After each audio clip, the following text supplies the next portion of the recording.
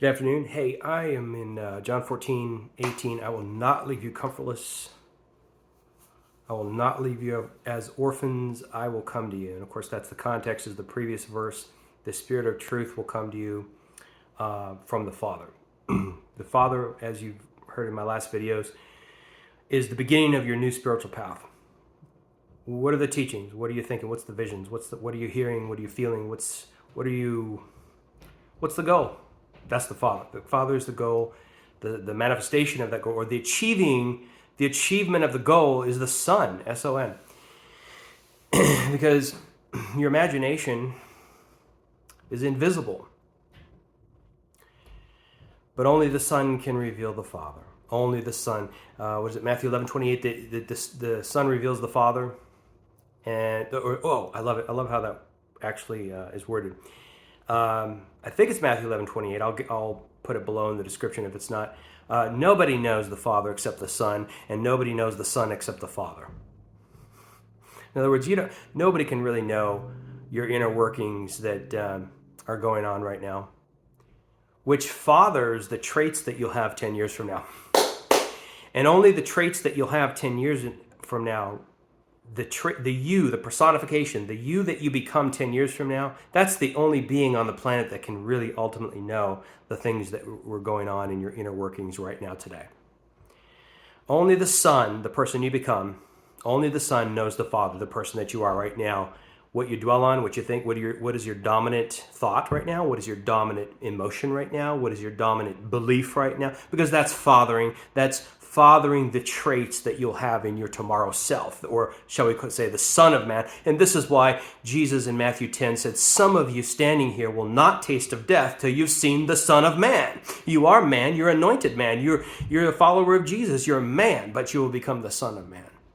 If you hang in there, he that endures to the end, the same shall be saved. Not saved from hell, because there is no hell, but saved from the existence you carry now, where there is a little bit of anxiety because you sense the difference between the vision and where you're at. You sense maybe a little anxiety because you sense the vast difference between where you're going and where you are. But you can travel the road from here to there faster and easier if you would just believe that it's already done. That the future self and the now self, though a little different from each other, are one and the same. That you've already been there. When I was under the Pentecost egregore, which we thought was Creator God, the all and the fullness, the finale, the end all of truth, the be all of truth, the only truth, of course we all thought that. But when I was under the Pentecost energy field, when I was under the Pentecost Spirit of God, and I was lamenting and crying out because I knew in my flesh there was still some human energetic realities going on that didn't align with the New Testament writings. Because the goal of the vision, the dream of the Pentecost God is to kill your flesh and live in the Spirit. Galatians 2:20, I'm crucified with Christ and only Christ lives through me. Romans 12:1, offer yourselves a living sacrifice. And so year after year after year, I'm still lamenting, I'm still crying out, I'm still going for it. Finally, the Pentecostal God just told me point blank how to get there. He said, through a prophet, he said, what if I told you I already killed your old man? And it's all, or how do you put it? What if I told you I already killed your old man? You know, your old man, meaning the flesh, the human energy, the Mother Earth within everybody, because the ancients thought that the Mother Earth within, or the flesh, or the bodily appetites were the devil. Ooh, scary. They didn't know. They didn't know it was one half of the image of God. They didn't know what they didn't know. Forgive them. But we were under that because we got our book, our holy book, from 2,000 years ago. So, and they came from Torah, which came from 1,500 years before that. So it just goes on and on. But God will work with us right where we are at. God will work with us exactly within the context of what we believe is reality. And there's great profit in fully becoming the thing that we believe we are supposed to become, because only then can there be Judgment Day. And Judgment Day is for each individual person to judge a righteous judgment. Once you fully become, once you press to the mark and achieve it, and not just achieve it, but live in the Sabbath rest of that achievement for 2 or 3 years at least. Only then can you judge whether the thing you've become is really sustainable and good and of God or not. And then you tell it, depart from me, I never knew you because I never ultimately was you. A greater sense of reality has been revealed to me now. That's Saul of Tarsus becoming Paul, the apostle. That's the Franklin Graham type, leaving fundamentalist Christianity for something more New Age, or somebody more New Age becoming a manifestation of the Black Lives Matter movement, which, by the way, if you read their manifesto, is not about black culture. It's about the disabled, the elderly, gay and trans, Hispanic, Asian, stop Asian hate, and stop the killing of unarmed black men. And then white people dig and try to find some dirt on that black person who was killed and try to make fun of him. Thou art hate, and to hate thou art returned to start again. You chose to make white supremacy the new Jesus, the new Yeshua. And it is not. It never was. It never. So you should be able to, 2016, the Christians should have, after voting for Trump, they should have been able to stop themselves and say, depart from me, I never knew you, for I never was you, you white supremacist idiot. But they didn't. They bowed down and worshiped it. So you got to go 40 years around the mountain again. 40 years in the desert again. 40 years in the desert again will be the Elijah list prophets. The evangelicals, the New Age, those who channel the Pleiadians and try to point the finger at everybody who has integrity. Obama was the only president that had true integrity. And so the Christians said he was the devil. because the Christians made white supremacy their Jesus. And then when you bow to that Jesus, who's actually a white supremacist demon, homophobic demon, xenophobic demon that you created from your within, that you created from your generational heart, the heart that came from your ancestors, when you create that as though that were Jesus and bow to it, then yes, everything that comes against racism you're going to think is coming against America. Of course you're going to think that, even though it's the unveiling of the new kingdom of God. So you should have been able to say in 2016, depart from me, I never knew you, and start over and create something that's actually resembling to the Jesus of the Gospels, who said, whatever you do to the least esteemed in society, you've done to me. Okay, but that's a review. I want to do something new here. Okay, when you start out, let's say they did do that. When you start over and you say this legalism, this xenophobia, this supremacy consciousness, or even the black church wanted Trump as president because at least then they have the gays and the transgenders under their foot. Everybody was engrafted into that tree of supremacy consciousness of some kind, addicted to having some group of people below you. Because if there's nobody below me, who would I even be? I don't even know who I would be. I feel like I'm dying. If you're going to say gays are equal to me, then I feel like I'm dying. Oh, Diddy did that thing where he raped people. Yay, that we could say that all gay people are just like that. Yes. Oh, thank you, Trump. Thank you, Diddy. Thank you, Epstein. But it is not truth. And God is coming upon you in the Spirit right now to set you free, so that you can make that thing in you depart. That iteration of who you've been to depart. So that you can start breathing fresh spiritual oxygen from the true heavens. And then, once you remember who Jesus really is,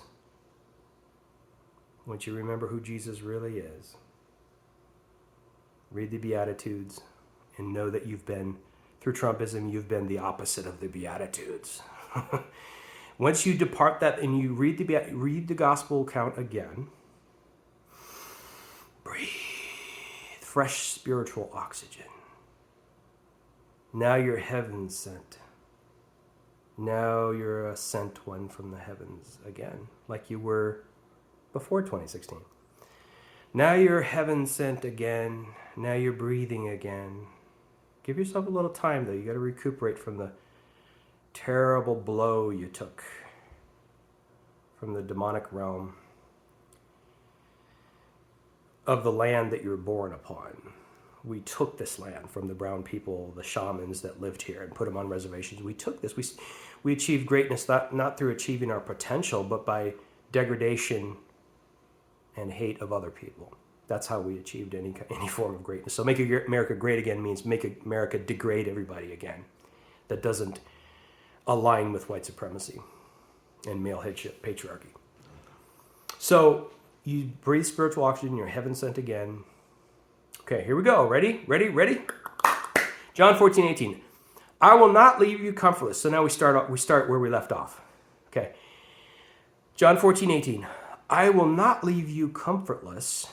I will come to you, says Jesus. Or as the Peshitta Aramaic says, I will not leave you as orphans. I think the NIV and a lot of the other versions say, I will not leave you as orphans. I will not leave you as orphans. I will come to you. Why is that important right now in 2024? Because when Jesus said this to Peter, James, John, and the others, it wasn't because he would be killed, resurrected from the dead, present himself to them, be taken up in the ascension, go to the right hand of the Father. And by that time, he said, because it says in the gospel account, it says that he was with them for 40 days. That means from Passover to Pentecost is, from Passover to Pentecost is 50 days. And he was with them for 40 of those days. So they were only without him for 10 of those days before Pentecost fully came and the Spirit indwelt in them. I will come to you. I will not leave you as orphans. 10 days without Jesus physically there is not orphaning them. The thing that would have orphaned them was the fact that they left the cultural Judaism of their parents. The cultural Judaism of the Pharisee sect who cried, crucify him. The cultural Judaism that commanded them in Deuteronomy 22:22 to stone the woman caught in adultery. They forsook it and became orphaned. They were orphaned from the cultural religion. Just like today, if you were under Franklin Graham's teaching and you left it, you were now orphaned. You are now fatherless. You're as Abraham hearing a voice saying, come with me. Leave everything you've known. He said, leave your family, leave your genealogy. Leave everything you've known. Come with me, and I will take you to a place and show you something completely new. But on that journey, you haven't gotten the new thing really yet. It's seeping in. But you haven't become the new thing yet. You haven't become the new thing. And once you become it in your being, now there's comfort. You had comfort in the disciples. Let's go back to Abraham had comfort in his cultural religion. He was even a priest in the cultural religion in Ur of Chaldees. But when he heard the voice of God say, no, leave this and let me show you something new, there was a time period that went by where it was a midnight of the soul, where Abram hadn't become Abraham yet.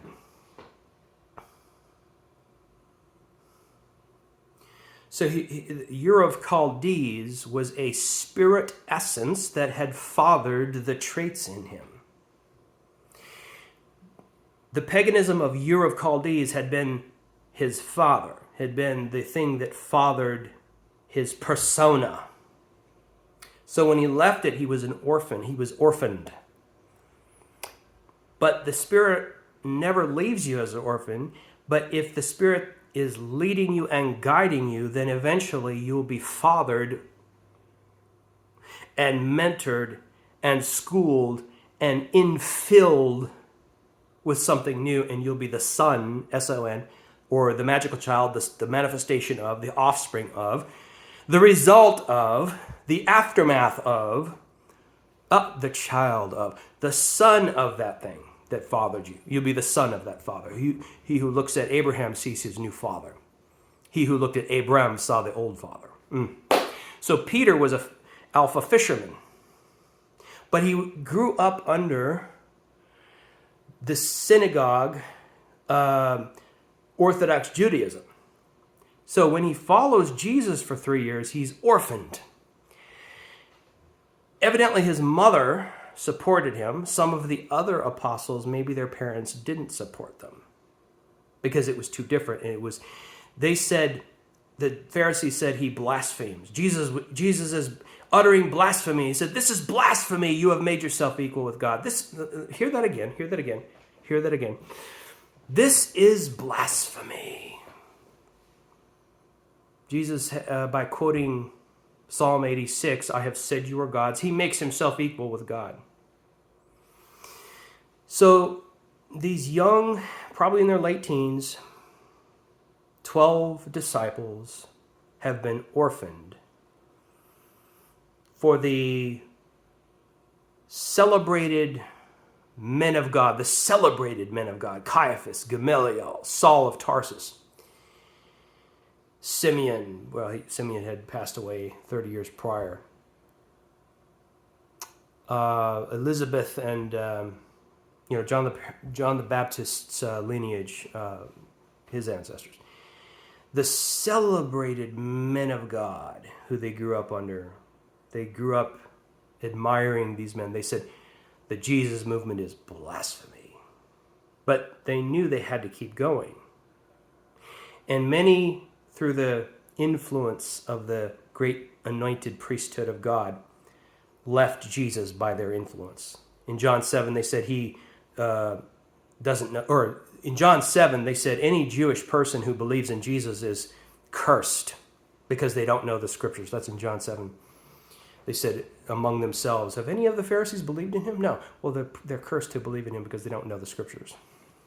So through that influence, a lot of people who were saying, "Hosanna, blessed is he who comes in the name of the Lord," then would say, "Crucify him, crucify him." They went with the Bill Johnson of the day. They went with the Kat Kerr and the Jeff Jansen and the Franklin Graham of their time instead of this new provocative movement that allowed you to be righteous before God without keeping the works of the law, but just faith in his grace and knowing your identity was how you were righteous. In other words, it was like, that can't be right. Just believe you're righteous and you're righteous? What? So they said he is blaspheming. So those who, Peter, James, and John, saw many that were following him leave him. Especially when he said, "You got to eat my flesh and drink my blood." Well, many left, and Jesus looks at them, "Will you also leave?" And they said, only you have the words of life. So they were orphaned, just like today, if you leave the Pleiadians who constantly say that those who bring love and equality are satanic pedophiles. If you leave the Pleiadians, the channelers, the New Age channelers, channeled works, who's to say just leave the earth and just dwell in the spirit only. If you leave that group that you are part of, you are orphaned. The New Agers will tell you you're creating more of the same. If you're speaking out against racism, you're just going to create more of the same. You're orphaned because you know that the words of activism are the words of life, and where else can we go? But you're orphaned. But the true Creator says, "I will not leave you as orphans. I will come to you." Many who left hell doctrine, the idea of eternal conscious torment, were orphaned by their parents even. Some were cut off from even their financial inheritance. Well, you're dead to us if you don't believe in Jesus the way we believe in Jesus. So back to Peter, James, and John. They were orphaned from the general ecclesia, the general society of the God-fearing community between the Sadducees, Pharisees, and the Essenes. By the way, the Essenes were practitioners of asceticism, and this is where Paul got this idea of, "I beat my body and bring it under subjection." Oh, sinful man that I am, I cannot do that I would, for the sinful, my members are full of the sinful nature, etc. Romans 7. That's the Essene way of thinking. And to me, that's Antichrist.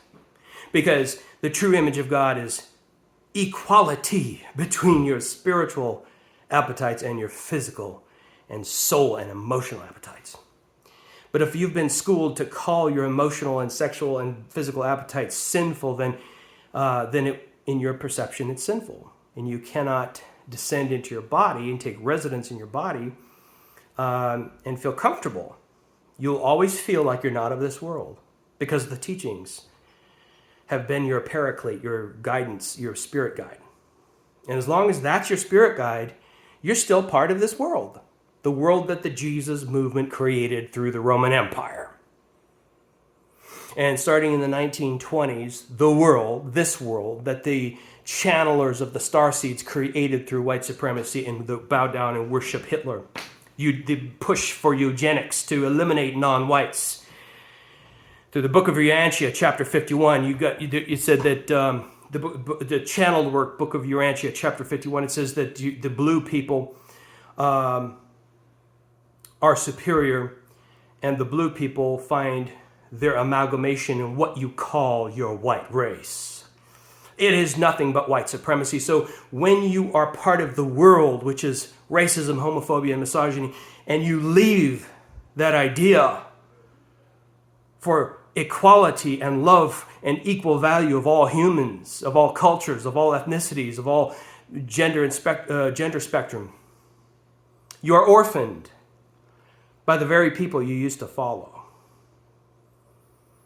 But the Creator still says in this is a pattern. Jesus said it to 12 Jewish men who had been orphaned by the society they grew up in, that he was going to come to them in a way that, starting on the day of Pentecost, indwelling through the Holy Spirit, that indwelling would begin a process where comfort would come, where they would no longer feel fatherless. Sure, they had the Abba of Jesus through his teachings, but to have the Abba, the Father, the origin point of Jesus as their beingness is the only comforter there is. And until then, it's only a visitation, a vision, an interjection of thought from that spirit, the new spirit that you're following, whether it's Abraham going away from Ur of Chaldees, Peter, James, and John going away from the synagogue into something new, people in today's Christian and New Age world going away to find that new thing that BLM has sparked, that Obama has sparked. You go from orphan to comfort, because until it becomes the very essence of your being, it is only a visitation. It is only a teaching. But when you continue on, when you keep going, he that endures to the end, the same shall be saved. Saved from that feeling of being orphaned. Saved from that feeling of, I'm not where I was, and I'm not where I'm going, but I'm in a night season in between. And the evening and the morning were the first day, and the evening and the morning were the second day, evening and the morning were the third day. So in Genesis, it begins with a night, an evening, and then joy comes in the morning, culminating whatever was purposed. So that's all metaphor. Genesis 1 is all metaphor. It's the story of your life. It's the story of mankind. It starts with a light, separation of light and darkness, separation of waters above and waters below, separation of the new spirit from the old soulish realm. You start to bear fruit on the third day, fruit tree, green grass. Fourth day, sun, moon, and stars. Oh, thank you, God. Sun, moon, and stars shine with specific purpose instead of day one where it was a general light. When BLM is just a general light, that's your day one. When you start to separate between your cultural reality and the reality of global love, that's day two, the waters above and the waters below. The waters you've always drunk from in your Sunday church service, those waters are the below waters. And the new equality waters are above, and you're starting to get it. You're starting to, day 3, you bear fruit. You bear fruit of equality, love, equal value for all humans, celebration, not just tolerance, celebration. Celebration kicks in. Fruit of the Spirit is love, joy, goodness, peace, righteousness. Against such there is no law. The law of equality is not against you. You're starting to become one with it. You're starting to see in the mirror the same thing that you've been seeing as a vision. The cloud by day and the fire by night that's been leading you. You're starting to see that cloud, that fire. You're starting to see it within your own persona, because day 4 is the sun, moon, and stars shining with very specific light and very made plain. John 16:12. Verse 25. John 16:25. These things have I spoken to you in parable, but the time will come where I'll make it plain to you. So day 4 in your personal experience, this is Luke 17:22. Many days of the sun. S-O-N, sun. He said there are many days, not just one great judgment day. There are many judgment days, many days of the sun. So after sun, moon, and stars on day 4, then you start to understand the heights and the depths, the high things and the deep things of your own path. Then there it is, day 6. Now you've become the thing you used to look for. Now you've become the thing that used to lead you and guide you. Now you've become in your very beingness the thing that was once just a vision on day 1, let there be light. Day 1, let there be light, there's your vision. There's your Father.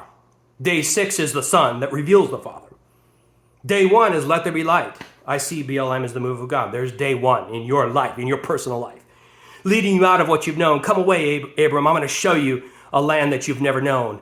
But look at the sand on the seashore, or look at the stars, because if you can count the stars, then you can count the ancestral lineage reality that I'm going to bring forth in the earth. There's just you and Sarah right now, but I'm going to fill the earth with your spirit kind. And that was for the Abrahamic time period, which is over now. So now the equality Christ activation, which is the Revelation 21 bride healing the nations.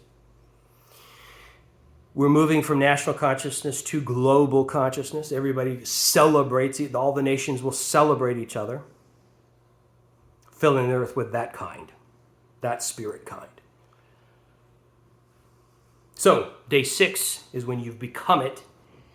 You've become the full sonship of what day 1 in your life, maybe 30 years ago, 20 years ago, 10 years ago. From day 1 to day 6 is generally going to be a 30-year or 20-year process for most people. Every 4 or 5 years, you transcend and go to the next day, and there's a night season in between each day where you're like, I don't know what to believe anymore. I was so sure of things, and now it's disrupted. Chaos and then order. Chaos and then order. Eve and then Adam. Eve and then Adam. The feminine energy of relating to other humans increases your capacity to love. And then as Eve, the serpent of wisdom that moves from the belly, the intuition, the prophetic within you, as it moves in society, you gain a greater reality of that parable Jesus spoke, the Good Samaritan. You go further and further into earth, into society, into love for people. Just like previously on day 1, you were going further and further in when you separated waters above from waters below, within yourself, spirit and soul. That's Hebrews 4. The word is quick, powerful, sharper than an two-edged sword, dividing asunder between spirit and soul. So when you're in that phase, you went from loving God to falling in love with God. But on day 5 and day 6, you start to fall in love with people to the same degree that you once fell in love with God. To the same degree you once operated in your spirit, now on day 5, instead of separating between waters above and waters below, spirit and soul, now on day 5, it's again dealing with heights and depths, but this time it's seeing the life equally in the birds as in the fish. Day 5 is not a separation. Day 5 is a conjoining. Day 5 is where you see life being formed. Day 5 in Genesis is the creation of the birds in the heights and the fish in the deep. It's not a separation this time. This time it's a coming together. You equally see, yes, I see there's life in the ethereal or spirit man, and there's equally life in my depths of soul. The wisdom of the body itself. And that's when your eyes are opened, flooded with light to see that no, the body's not a prison to escape from. Your body is the holy cup that the life is poured into, and to explore the wisdom and ecstasies of the body is for you to do in this life. This is the bride descending to heal the schism of the two nations, spirit nation and soul nation. Spirit awareness and self-awareness. See, in the past, self-awareness was a cuss word. But now you realize it's the path. That's the fractal that God put in us. And on day 6, man and beast are created, and both are called good. So beast is the human. Man is the breath of life that is in the spirit. Human is the breath of life that is in the earth, Mother Earth. So the masculine and feminine, the Abba and the Imma within, are equally called good on day 6. And day 7, you rest in that, and you rest on day 7. God has been created. World hunger won't end. Racism won't end until God has been created.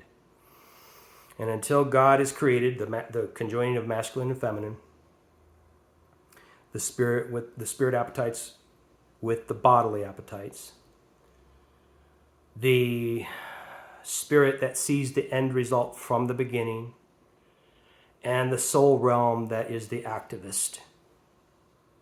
Until the activism to end world hunger kicks in equally as the spirit meditations and visions, the world hunger will continue. Racism will continue.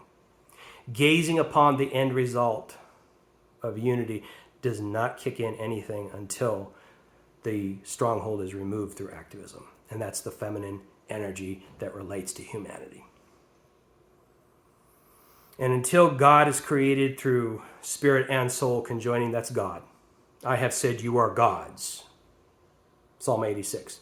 And until God is created, all these problems remain. Because people just want spirit, spirit, spirit, spirit, spirit, spirit.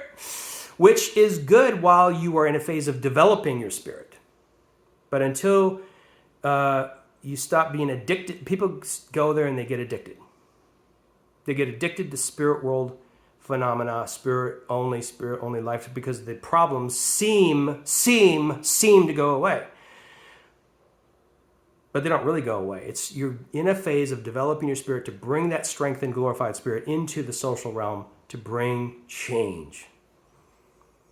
I mean, you can put headphones on and turn your music up loud and go into the other room and shut the door in the bedroom so that your 1-year-old who's crying and screaming, you can't hear your baby crying anymore. So your problems just went away. Oh, I'm at peace now. And if I'm at peace, that must be the peace from God. No, it's the peace that you have momentarily because you ran away from your responsibility to take care of your baby. And there are human energies from childhood trauma within you right now that are crying out to be integrated with so that they can be healed. And you're running like Elijah running from Jezebel. You're running away, and when you run away from it, it feels like, oh, this must be the peace of God. I'm not even aware of my problems anymore. Yeah, I take instructions from the law of one, and we're just everything is one in the spirit. If my baby dies in that room, was Aaron Abke taught that one part of the universe can't be in contradiction to the other part of the universe. So it must have been the will of the universe for my baby to die through malnutrition. That's how sick it's becoming.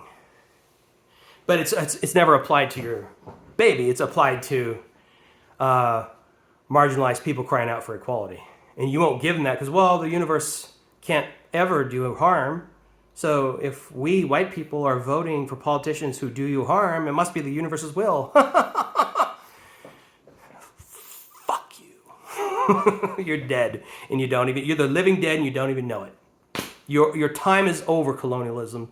Colonialism, hey, I'm talking to you. Yeah, you. Your time is done. You're already dead. You're already ghost white-faced and dead and getting kicked out of the universe. Because love has come. Love has appeared. And love might have been as Elijah would say, that the size of a man's fist, but it will become an abundance of rain, because that's what I've heard and that's what I've become, and that's where my comfort comes from.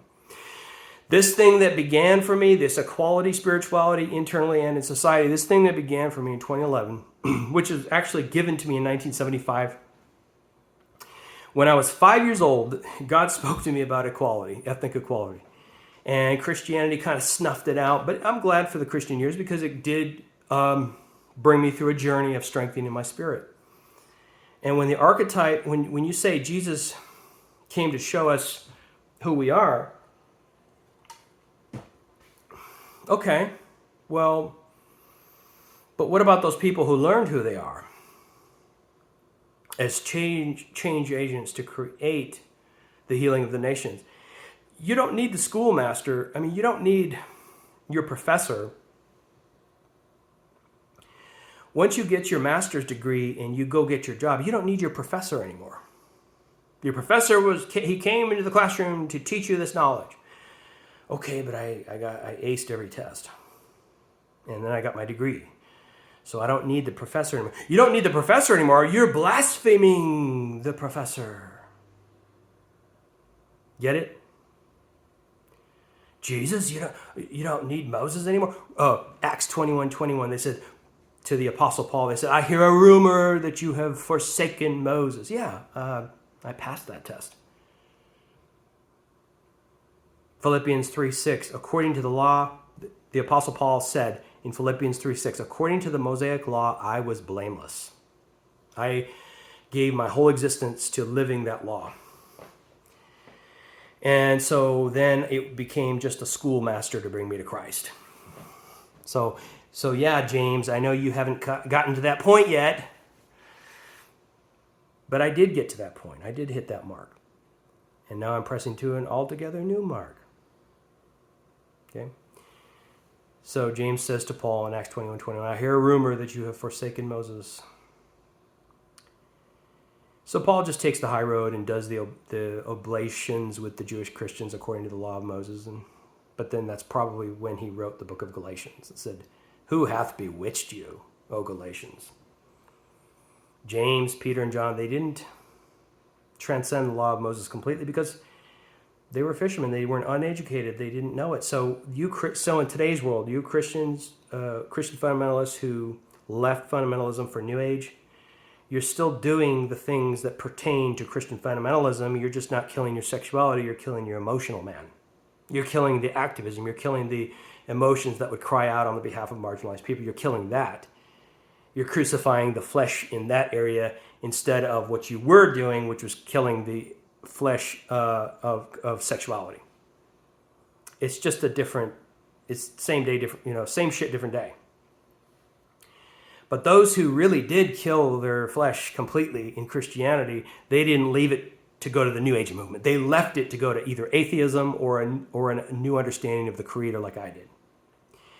But either way, either group of people, if you really did fulfill the formulae, offer yourselves a living sacrifice, Romans 12:1. If you authentically and truly did that, then you left it because it's now your Moses. It's now when Paul, the apostle, left Moses for Jesus, that was a complete annihilation of the energy field of the Mosaic law. To have nothing but exclusively grace, no law. And some of the other apostles weren't at that stage yet, so they didn't understand him. So some of the people who left Christian fundamentalism ended up in the same exact formula: offer yourselves a living sacrifice, but it's not worded that way. It's worded as observe with no judgment. That's offer yourselves a living sacrifice. Everything you feel and think and say, all your constructive criticism, your critical thinking skills, how you feel about injustice, you just crucify that. Observe, unarmed, complying, black men being murdered by the police, observe it with no judgment. In other words, crucify the thing in you that God is wanting you to speak out about. Just kill it. That's what the New Age is telling you to do. And so I already crucified all that in the Christian years through the grace theology, through grace, through intimacy, and see, that goes back to when I said the Pentecostal egregore gave me a speedier way to get to that point. He said, what if I told you I already killed your flesh? Would you believe me? Let me say it again. What if I told you I already killed your flesh? Would you believe me?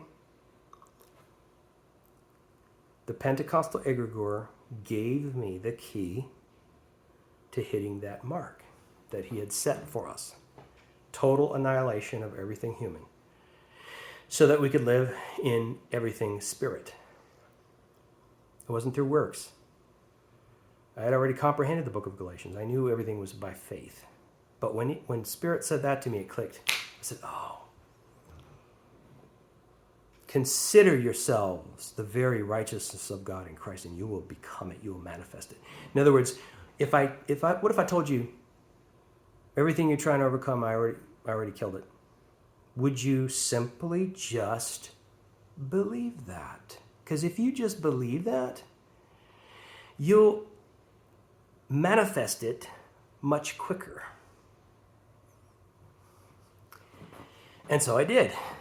But it was a stepping stone, and it's not the full thing, but it's a definite hastening of the day. It's definitely got me to that point a lot quicker. That was a moment where I shook off any legalism that I had remaining on me. But in the dissension, that's ascension. That's ascension. You believe that you are nothing but spirit. I am love, I am joy, I am peace, I am wealth, I am prosperity. You believe that you are nothing but spirit, and you will become nothing but spirit. And when I achieved the Pentecostal God's dream, I found that the human part of me that was killed off was now so inactive and so shrunk and so atrophied that if I was going to do anything in career advancement, anything romantic, I was going to have to reignite that thing, reignite everything that I worked so hard to kill. And this is why, if we stay there, it's good to have a glorified spirit, but if you stay there too long, like myself and all my peers, if you stay there past the expiration date, you're going to feel the invisible ceiling. You're going to feel the ceiling above you that you can't grow beyond. Because the fractal, the pattern that the Creator put in us was to grow to that point of full ascension. And then Revelation 21 automatically kicks in whether you believe it or not. Revelation 21 kicks in the descension into flesh and to reignite everything human now. That process kicks in. And if you don't cooperate with that process, if you don't bless that process and descend into your sexuality as this is sacred, adult consensual sex is now considered sacred, not sin. And when you consider it sacred, it'll become like when you go out to a 5-star expensive restaurant for your wedding anniversary or your birthday or some great celebration. And you eat this gourmet food that costs $50 per plate or $100 per plate. And you savor every bite. And then you take a little rest and then you order dessert and you savor every bite of that dessert. That's not just eating McDonald's because you need to get through get through the day. This is gourmet dining. This is sacred dining. And when you can see your sexual energy, your sexual desires in that same light, you will experience adult consensual sex or erotic stimulation, whether it's a romance novel, sexual toy, what we degrade as called porn. There is classy porn, by the way.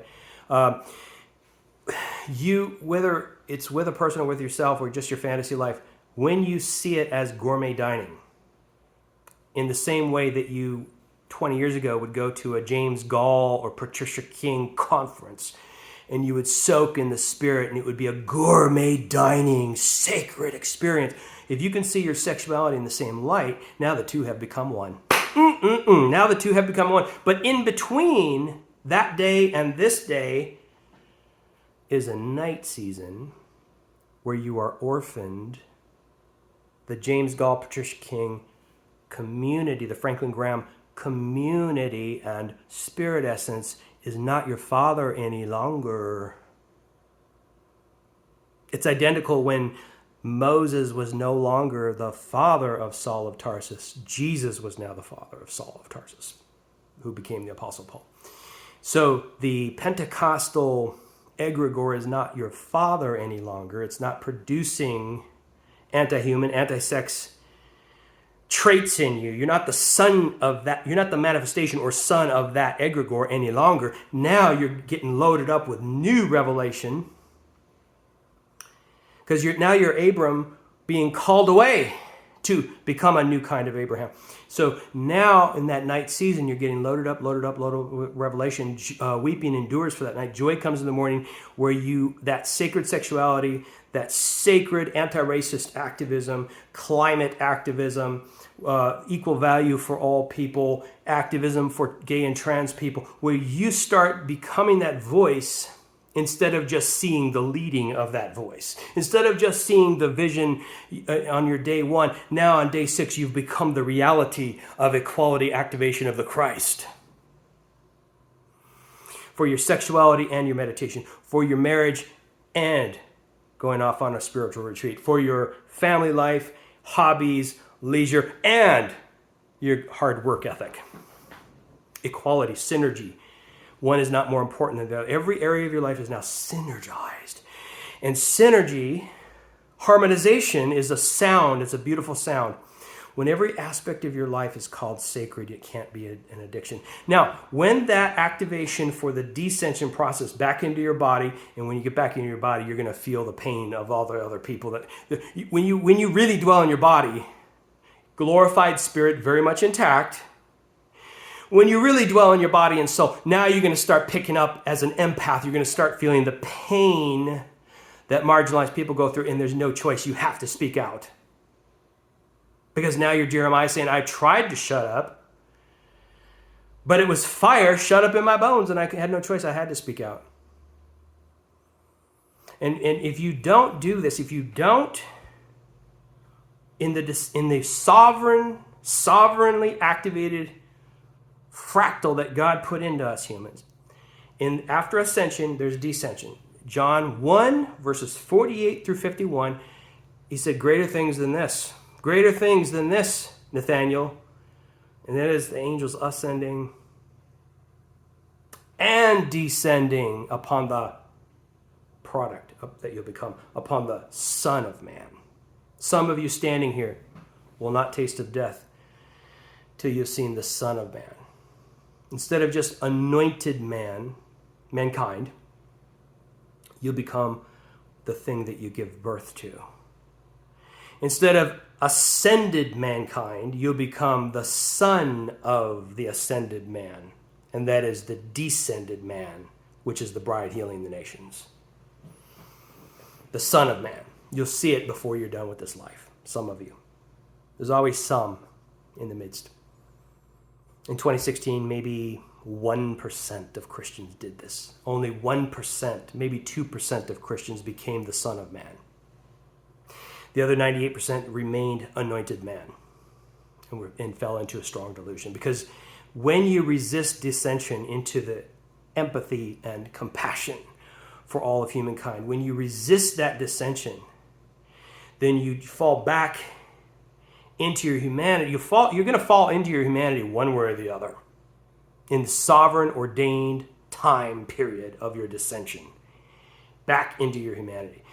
But if you don't accept it and count the process a sacred thing, then when you fall into your body, your sexuality won't be sacred. It'll become an addiction, and you'll be addicted to prostitutes, and you'll be addicted to porn, and when it comes a calling, you can't say no. When it comes a nagging at you, you can't say no because it's got you by the balls. It's got you addicted because you didn't accept it. Now you put the brakes on and resist. Guilt, shame, and guilt and shame are a super glue, and now you're super glued to the activity of it instead of in treating it as a sacred friend. Because when you treat somebody as a sacred friend, they treat you as a sacred friend. I'm talking about your own sexuality as your sacred friend. When you treat somebody as a sacred friend, an equal, they will treat you back as a sacred friend, an equal. But when you treat somebody as an enemy and try to kill them, they will, in self-defense, try to kill you. So some of you, when you go into that sovereign ordained dissension process, your sexuality will kill you by making you its slave. And instead of descending in to feel the pain of others as an activist, you'll descend into your humanity, but it'll be the white supremacy you were supposed to leave behind. And you'll become a Charlie Kirk. You'll become a Donald Trump. You'll become the most racist version of yourself you've ever seen. And you'll think it's Jesus Christ anointing you for that. So, yep. But if you understand the dissension process, that after the ordained time of ascension, where you've killed off the awareness of the self, and you're just dwelling in the awareness of the spirit and of the spirit world, the angelic realm, then if you understand that there's an ordained time where the angels of God will ascend and descend upon the Son of Man,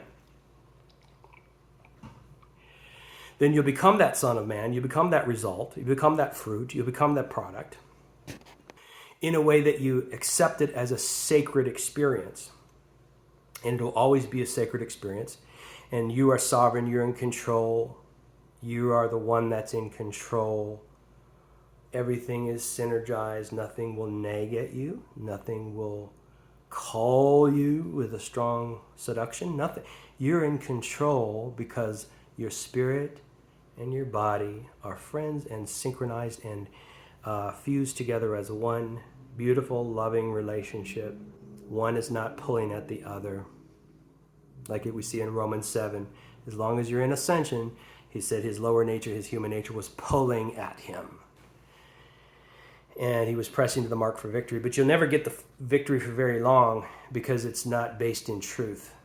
If you think it's true that your spirit is good and your body is bad, that's not truth. So the Apostle Paul was operating in something and writing in the epistles those things that were not actually true.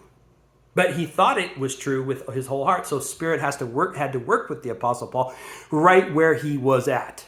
And Spirit had to tell him how to get that victory as much as would be possible. Just like when I was under the Apostle Paul's writings in the Pentecostal egregore, Spirit had to work with me right where I was and tell me the quickest way to get the total victory, at least for a season.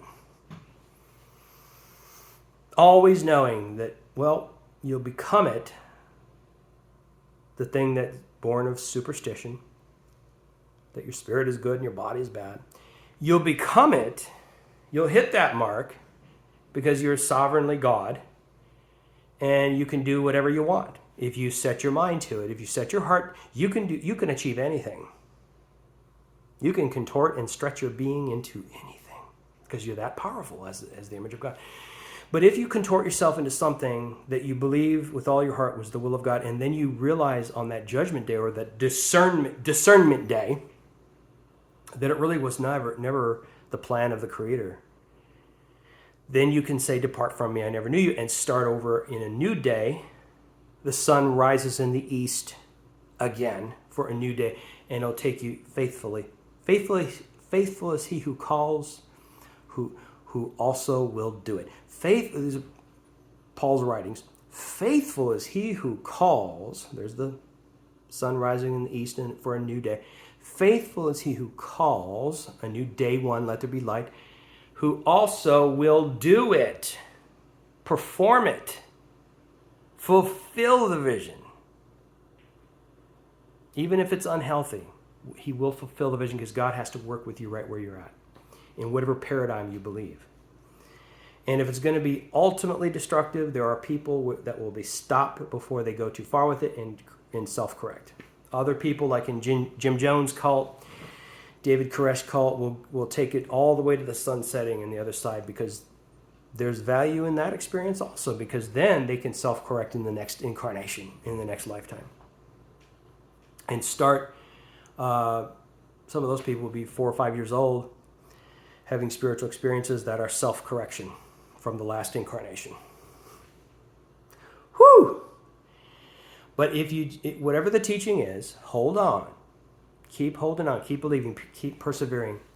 And John 14:18 will be fulfilled in you. I will not leave you as orphans. I know you had to leave deconstruction, reconstruction group to find what you really are in God. You had to leave the fundamentalists. You had to leave even some of the New Thought, even some of the progressive. You had to leave it because it took things to a certain point. It took things to a certain point beyond the really stuffy fundamentalism. It took things to a certain point, but then it stopped. It stopped right there. And it's a wonderful beacon, a city on a hill. A wonderful beacon for those who are leaving the thing that they left. It's a wonderful light for those who need to come to it.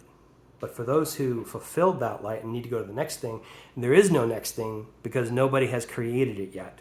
There is no next thing because nobody has. That's what Abraham's dilemma was. There was no next thing for him because nobody in his region had created it yet. He had to create it himself. Paul did not confer with flesh and blood because Peter, James, and John weren't creating something that he could see as the vision. He had to create it himself alone in the desert of Arabia and then manifest it.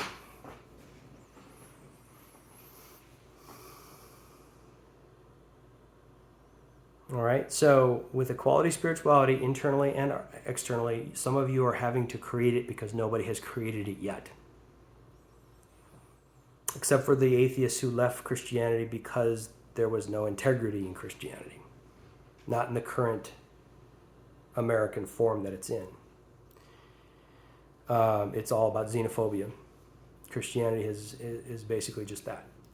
So you are having to lead. So some people are atheists because they didn't understand that the Creator is above the Abrahamic gods, Islam, Christianity, and Judaism. That there is such thing as the Creator. It just unfortunately has taken a corrupt form through the Abrahamic faiths. And so being unaware of that, they just became atheists to the Christian God, just like I did. But I'm not an atheist because I understood at age 5 who the Creator was. So when I left Christianity, I went back to the God of my age 5 state, which was the Creator, and we continued on where we left off. And it's been a hell of a wonderful ride ever since. Best years of my life. But the real meat here, the real point is, I will not leave you as orphans. I will come to you. So every group that you have to leave, every iteration, every teaching that you have to eventually leave to, because the light of Spirit is taking you further. You will be, or you have to acknowledge that. You have to acknowledge how you feel. You have to acknowledge that they're not kind of sort of thinking nice thoughts about you. They're not. They're thinking along the lines of in 1 John, it says, they went out from us because they were never of us. It is manifest that they were never of us because they went out from us. You know that verse in 1 John.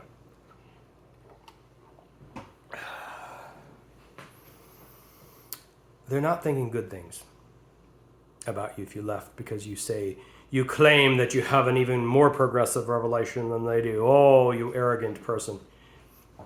But Abraham had to say that. Moses had to say that. Jesus had to say that. Paul had to say that. And you have to say that. And you will be called arrogant for thinking that you have a revelation that's beyond what the point we came to. We left fundamentalism. We came to this point. And we're camping out right here the rest of our lives because it's the end-all, be-all of truth. And there's nothing further. The only thing that's further is to strengthen it more and more. No, there's further revelation, which will manifest a greater activation of our humanity because it has the glorified Spirit inside of it. The humanity has the glorified Spirit in it. You don't have to detach from your humanity to live in the glorified Spirit. The glorified Spirit wants to live in your humanity. See, the problem with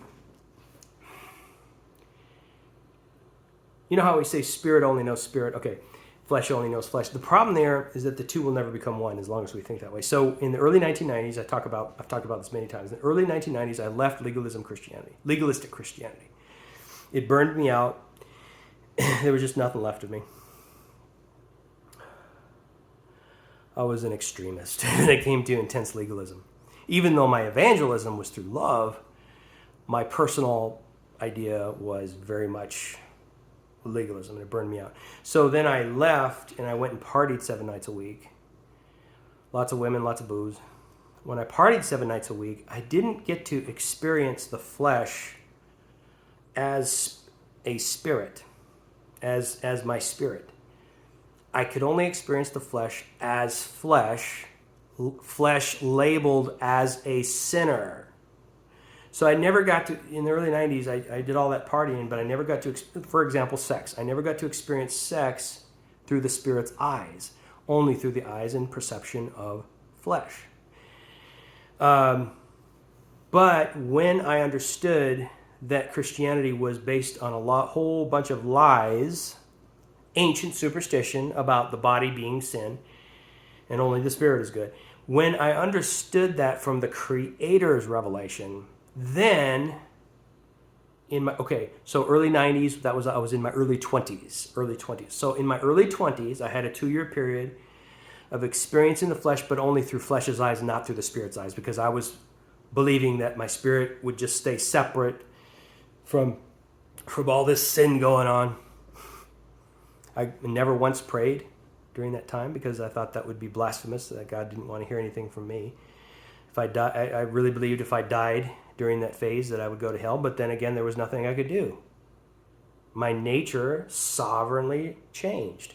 Ascension and descension. And I didn't understand that you're supposed to go with ascension and experience the body responsibly in a way that is sacred, and the purpose is so that your spirit being can experience the glory of the flesh itself. The spirit itself wants to experience that. That's the point of being created. Just as the flesh rose up and was seated in heavenly places in Christ, so that the flesh could experience the Spirit through its eyes. We got that right. We just didn't understand that the Spirit wanted to descend and experience the world of flesh through its own eyes.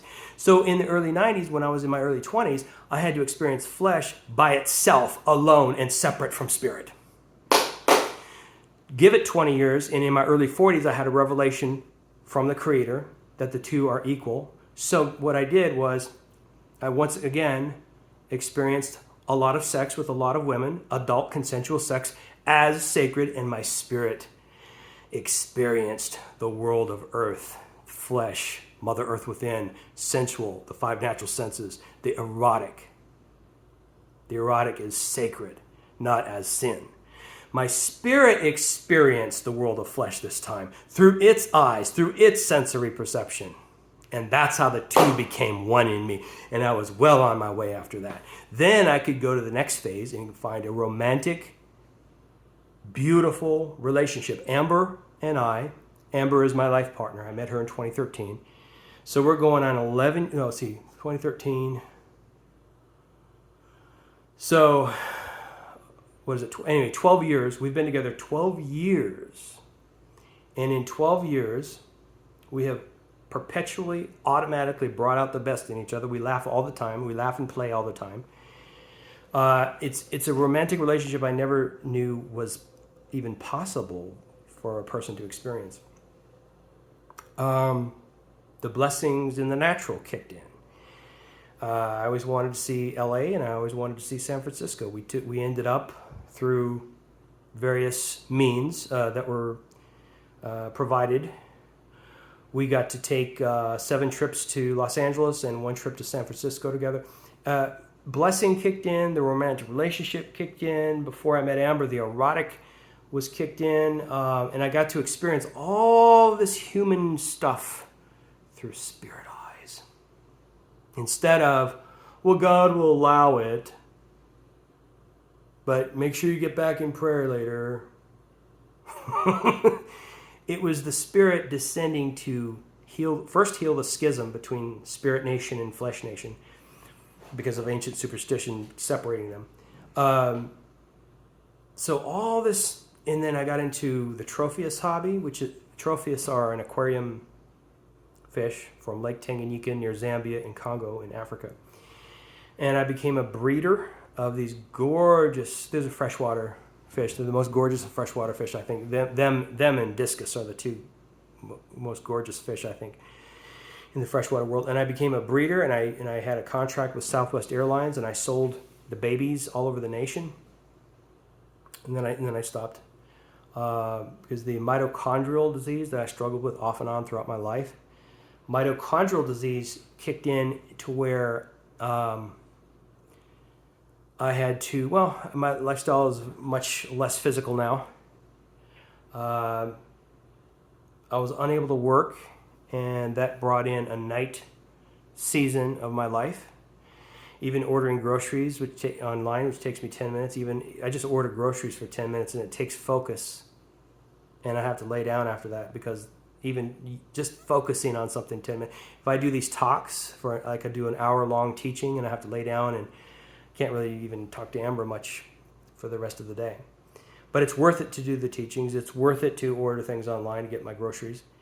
And in the illness, at first I wanted to get, medically assisted suicide, because I was like, well, I'm going to be like a vegetable, and that's not honoring.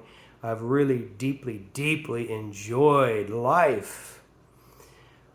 My life has been so wonderful that I have to go out in a good state. I can't go out, I'm not going to leave this planet after 20 years of being a vegetable. I'm not going to do it. But then all of a sudden something shifted, something changed. And I didn't get my healing from the mitochondrial disease, which produces an extreme chronic version of chronic fatigue. I didn't get the change in the situation. I got a change in the perception. And I couldn't go out and take a walk, but I could change my perception to where anything that I could do,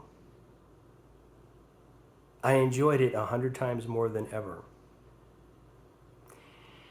The sacredness of every conversation I could have, the sacredness of every movie I can watch, the level of sacredness, enjoyment, and full absorption of finding joy in every second of every day, finding intense joy in every tree I look at, every sunset I look at, every erotic experience that I'm able to have, every 2-3 times a day when Amber and I talk and we play and laugh. It's a laughter I've never experienced. It's a level of laughter and joy I've never experienced before. It's a level of love between her and I that I've never experienced in my whole life. So the level of joy that I find and experience in every second of the day, it kicked in a way that it would not have kicked in had I not experienced this illness. So I still believe I could be healed. I'm just trying to say, look, once the spirit-human equality kicked in, it was a new world. And I recognized this is that. In 1987, I'm 17 years old. I have this vision from God of a completely new world. And I thought it meant I would just experience powerful spiritual experiences all day long. And I did experience powerful spiritual experiences throughout the week. But I thought that the vision of God was to just do that for the rest of my life. And then, but the vision I had of what life could be like at age 17, this is that. I'm experiencing it now in a way that I could never have comprehended then. Because the Christ dwells, according to the epistle of Peter, the Christ dwells in a light that no man can approach nor see. The Christ dwells in a light that no man can approach unto nor see. Every version of man, I'm saying mankind, every version of man that I have ever been could never have entered the next level of the Christ light until it transformed and transmuted into that next level. And once it transmuted into that next level in ascension, it could see it and experience it and could enter and could comprehend the light that it could not have comprehended previously. And every level of descension, spiraling into earth and body, earth and situations, earth and society, dwelling, the bride bringing healing through your words and actions and light, and especially your love. That could never... Descension is a light that nobody dwelling in ascension can approach, nor see, nor comprehend. And it is much the same way that the secular person can look at someone dwelling in the light of ascension and cannot comprehend it and thinks they're crazy. And so people walking in ascension through the New Age teachings look at someone like me that's in descension and cannot comprehend nor enter that light and thinks we're crazy. So, to progression, the comfort, I will not leave you as orphans, I will come to you. So if the light of God has drawn you away from the group, whatever group that is, no matter how progressive they thought they were, if the light of God has drawn you away from the group into a substantial new revelation, hold on, because one day it's going to comfort you. The comforter must come. I will send you the comforter. I will not leave you as orphans, I will come to you. Until that day where the spirit that's leading you becomes you, where you become the thing you used to study about, where in your very essence and in your very authentic being, you become the thing that was once leading you as the voice and vision and intuition. Until then, we endure. In Romans 8, it says, he that has become the thing, why does he yet hope? Romans 8, why does he yet hope? But if we have not attained, then does he with patience wait for it. Then does he with patience wait for it. Not wait for it like not do anything, but you keep pressing, you keep believing into it with ease. You work for a while and then you just believe. You just believe into it with ease until it becomes you become it and it becomes you. And that is when it comforts you. In other words, your whole being has now no lack. That means you come into a day like I have, where every time I check in with myself, there it is. No lack. Total comfort. Total satisfaction. Total peace, because it's right here. It's right here. Anytime throughout the day I check in with myself, how am I doing? Comfort, satisfaction, fulfillment, peace. And even if there's a situation taking place that causes me human anxiety, I can experience that human anxiety, and yet, even in the midst of that, even if I'm worried about somebody that I love, I still can check in and say, but yet the peace remains. But yet the comfort remains. I couldn't say that in the late 80s during my legalistic years. I would check in with myself, anxiety, because I'm so much different than the vision. So once the vision and your state of being are become one and the same, this is the comforter, and the comforter must come. And the comforter is promised that it will come. The comforter is the state of existence where the God vision that's leading you and you yourself have become one and the same thing with no distinguishing. There's no difference between the vision and yourself.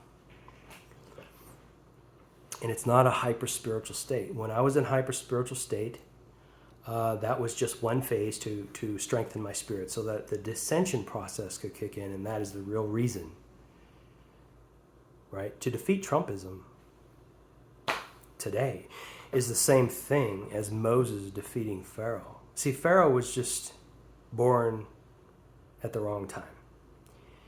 Many pharaohs before the one Moses confronted, many pharaohs lived and mistreated the Jewish people, and Yahweh did nothing to them. Why that, Moses? Why did Moses not upend the lives of the other pharaohs if they had the Jews as their slaves? Because there comes about a fullness of time, usually 400 years. And then Moses confronts this pharaoh, and he didn't create more racism by addressing the problem, you New Age freaks. He didn't create more problems for the Jews by confronting Pharaoh. He ended the oppression by confronting it. And it was time. It was the fullness of time. And so that Pharaoh experienced the loss of his own son, the loss of everything he loved, the loss of Egyptian prosperity for a season, because it was time for a change from hierarchy to harmonization for that time. And so the Creator did not upend the lives of your white ancestors when they were during slavery or lynching period and Jim Crow and even things going on today through Trumpism, but Donald Trump was simply born at the wrong time. He was born right at the tail end of the 400-year period. 1619, the first slaves came here. And 2019 was the 400. Donald Trump was president at a time when the 400-year mark was checked. And so things will happen, not necessarily to Donald Trump himself, but things will happen to Trumpism that didn't happen to racism in the past. It's just that racism, its time is up. Homophobia, your time is up. Nothing was done to you, spirit of homophobia, in the past, but it's about to be done to you now. You will be upended and disappeared, unalived from the planet. Because just as Pharaoh had to experience things the previous pharaohs didn't, even though they were doing the same thing, it was done because that Pharaoh was in charge at a moment in time where what they were doing was about to be upended. So colonialism is over. It's over, and I'm so thankful. Thank you guys for listening.